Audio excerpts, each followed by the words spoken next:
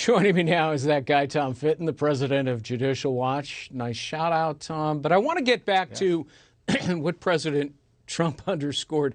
I think a lot of people fell out of their chairs last night when all of a sudden who appeared but Hunter Biden. I mean, this guy is a notorious grifter. He's never accomplished anything in his life without leveraging his father's fame and public office to make money, with China and Ukraine the most notable. And yet Hunter Biden is supposed to be vouching for the honesty and credibility and integrity of Joe Biden? Yeah, and I'm glad the president raised it today. It's, the political issue aside, we're concerned about this corruption issue. And remember, the left tried to remove President Trump from office for raising questions about these corruption issues related to Biden and his son. And that's all supposed to go down the memory hole, even though it happened five or 6 months ago. Right. We're supposed to forget it happened. He did get a special deal from China, $1.5 billion in managed assets that supposedly was something had never been before given to someone from outside of China. And then, of course, the Burisma deal was a seemingly influence peddling scandal. They were paying Biden's son to provide protection and insurance potentially, so much so, as those impeachment hearings confirmed, that Obama administration officials were constantly talking about the issue not only in the White House but in the State Department. And the problem is the Justice Department doesn't want to ask any questions of Joe Biden. I don't know if they're doing anything on Hunter Biden. Right. I do know the State Department's hiding records on Hunter Biden, hiding records on Burisma, hiding records on Joe Biden's involvement in the firing of the prosecutor that was looking at Burisma.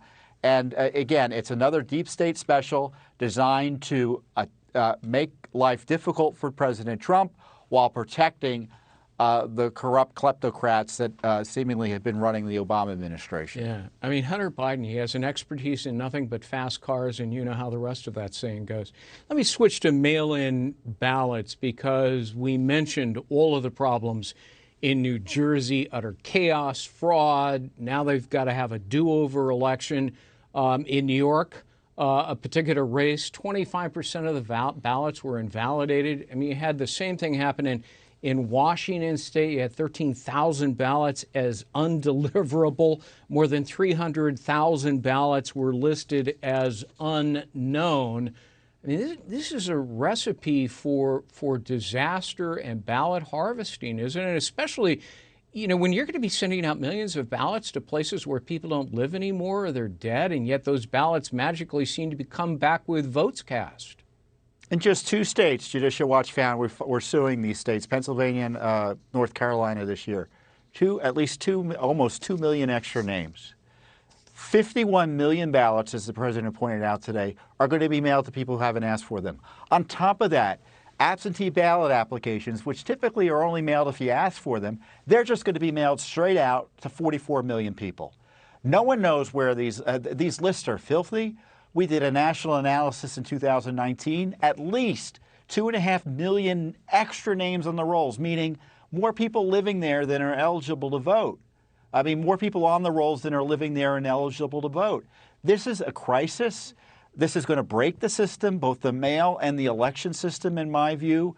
We should be pulling back this crazed scheme, encourage people to vote in person, because if you rely on what the Democrats want you to do and the left wants you to do right now, you are in danger of having your vote tossed or not counted. The danger to me is too great to risk the votes of millions of Americans. And the irony is, who's going to probably be hurt most in terms of having their votes thrown out? Democratic voters. And of course, now they're running away from it. You see Michelle Obama during the DNC convention highlighting the need to vote in person. I agree with Michelle Obama. The best way to make sure your vote is counted is to vote in person. Yeah, I mean, and when Bernie Sanders said, people will die if they vote in person. Wait a minute. People go to the grocery store every day. I went there yesterday. I spent an hour and 10 minutes there only because I can't figure out where everything is. That's suppressing the vote, Greg. Yeah.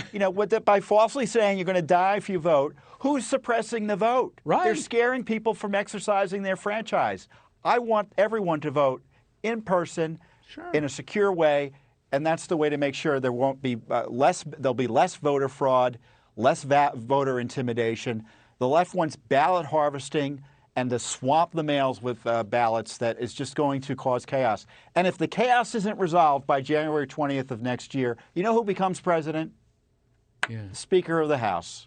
Yeah. I couldn't find the shallots. I couldn't find the cashews. You know, I'm not good at the grocery shopping, but Well, that's why you should vote in person, too. It doesn't sound to me like you'll figure out a mail I'm ballot. better at that, much better. And I don't mind standing in line because I will do what I do in the market. I, wear a mask, I social distance, and, All right, Tom Fitton, good to see you.